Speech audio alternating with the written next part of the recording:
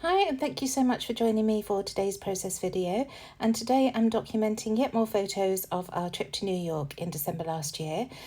These are of the Big Button sculpture on 7th Avenue, and I've really wanted to create a nice mixed media background for these, along with some of the new Vicki Boutin Bold and Bright. Gosh, I couldn't remember the name then. So first of all, you can see I've smeared with my brayer some watered down Distress Oxide in weathered wood down the centre of the page, and then on the right hand side I'm going to come in with the black soot, and you can see just watering it down with one spray of my water and then just brayering it all over that side of the page.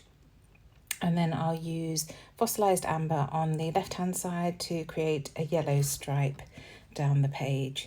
So I've got one photo that's 4x6 and two photos that are 3x4, all of the Big Button statue and the man at the sewing machine. So I had the large photo and then wanted to have the smaller photos of the details of the two sculptures. So just spraying that across the page, and then I'm coming in with this stencil. I'm pretty sure this is a Vicki Boutin stencil as well, and my black soot, and I'm just going to create a stencil's worth of black soot dots, and then I'm going to come in with my gold watercolour and create some dots on the black in gold, if that makes sense. So you can see I'm just using a big stencil brush and just pushing that ink through those circles to create that circular background. Now most of these do get covered up by the photos, you'll see, but you can still see them peeking out around the sides of the photos, and I'm thrilled with the way this turns out. I did struggle a bit at the beginning deciding the positioning of the photos. When you've got one 4x6 and two 3x4 and they're all vertical photos, it can be a little bit challenging, but you'll see how I came across that and created almost like a grid layout in the end, with a journaling block as well underneath. So now I've done that black soot, you can see I'm coming in with the gold. I don't clean the stencil or anything, and I'm not precious about this leaking underneath the stencil. I just wanted to create some nice gold dots to the right hand side going over that black piece. So I won't make you watch all of this, I'll just do the first view with you, and then I shall cut out, I think I do anyway, and get through to the end. But you can see I'm just smearing it round roughly with my brush until they're all covered. So there you have it. So I've left that to dry, or I'm leaving that to dry, and then bringing in the photos, and I'm going to mat these first of all onto white card and then onto black, just so that you get some definition around them and it makes them stand out against the busy background.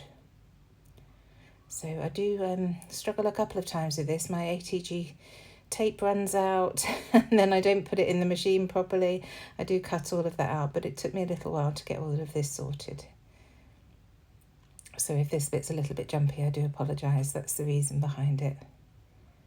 So I'm going great guns with my album. We've still got hundreds of photos left from this relatively short trip. I'm on the 28th and we crammed so much into this day. There are still quite a few things to document so far, so I think I might have to get creative with some of the photos, but I'm enjoying the process, and it's really nice to get them in the albums using different collections as well, so that the album isn't all the same. So just, as I say, matting this onto the black card. I'm using scraps where I can. I've got lots of these offcuts from my card supplier. You can get it, and I tend to pass it on to Leanne's school where I can, but I do dig through, and any pieces that I know I can use in my scrapbook I'll keep for myself. So the black strips and the white strips that you see are from them, and then the others are donated. So just pulling in one bigger piece. I had to use an A4 piece for this photo because my scraps aren't big enough. So just matting this, and then I can go on with embellishing. So I've just treated myself to a few bits from Vicki Boutin's Bold and Bright. I keep wanting to say Discover and Create, that's her last collection. I've had the Paperie pack, and I've got a project pad, but with a caveat really, because the first sheet, which is full of all the ephemera pieces, was actually die cut upside down, so it was useless. So I've got that. I've got the alphabet stickers and then all of the papers, but I don't have that sheet of ephemera in that. But I love this Paperie pack, and I also treated myself to the foam stickers because they're a lot of the shapes that I would have had in those stickers in the project pack. So I'm just going to lay this washi circle down. I love these pieces. It's always the first bit that I go to when I get a Vicki Boutin pack. And I was intrigued by this journaling card, and that's what I end up using. Vicki has used a lot of dog animals in this collection, dogs, cats and unicorns. So, but I like the yellow. I'm trying to do more or less a monotone, or monochromatic, sorry, layout this time using yellows and blacks. So just to make that button sculpture really pop. So you can see I'm just starting to glue all these down now. So I've got the large photo on the left, and then a grid of the two, the middle photo, and then that journaling card, and then the last photo on the right hand side. I think that one of the reasons I struggled is because the large photo is of the same thing as the two smaller ones. So it was quite hard to make it look okay having the two buttons on the page like that, but I think I've pulled it off. So this little foam sticker says this is noteworthy, and it points towards the journaling card, so I quite like that. And then on the journaling card I've just written about this button sculpture and how it's in the garment district. Not a lot to say about it, not too much to say about it, just that it was first put up in 96 and then replaced in 2022. So we have seen both of the sculptures from when we went back in 99 and then going again this Christmas. So I'm pulling this word phrase to add to the left of that journaling card, and it just says highlights from today, because it was nice to see this sculpture, and a little gold star just to the left of that, and a gold heart to the left of that foam piece that I've added on, and that says snapshots and stories, so I thought that was really nice to add there. And then I want to have a look through and see what else I can add. Oh, this is where I choose the title. So I'm just putting Garment District down using those lovely stickers that are in the project pack. These are the same as the Thickers alphabet, but they're stickers rather than chipboard. So they're really nice to layer over one another. And you can see I put Garment above the first photo and District above the last. So now I'm just looking through to see what other yellow pieces I can find in the collection. And I find some florals. Now, of course, this photo has got nothing to do with florals, and I sometimes struggle putting them on, but I'm trying to be more free with the embellishments that I'm using. So I thought, and actually the page looks beautiful at the end, so I thought this worked out really nicely.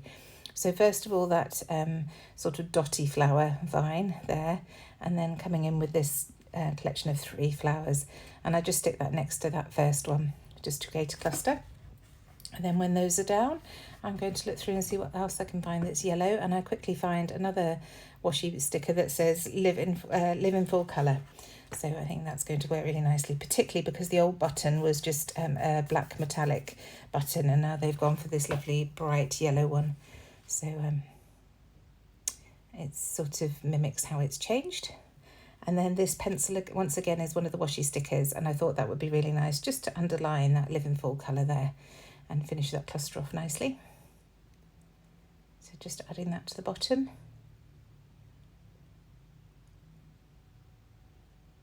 There we go. And then this yellow splatter, and I just think that will just brighten up that grey bit down there, so I add that. Of course the colour's quite washed out because it is semi-transparent, but I like the look of that anyway. And then a lovely tab to add to the left. I think about putting it at the top, but I really like it much more on the left here. So I add that there, and then I'm going to stamp the date on it. I add one of my die cuts from using one of the Hey Little Magpie dies, a notebook die here. I pre-cut that from some 49 and market paper, so just cutting the top bit off to show the notebook edge, and that adds a nice bit of interest there. Just a nice layer underneath that tab. So coming in with the date now, just using my roller date stamp. It's still set to the 28th of December while I work through some of these photos.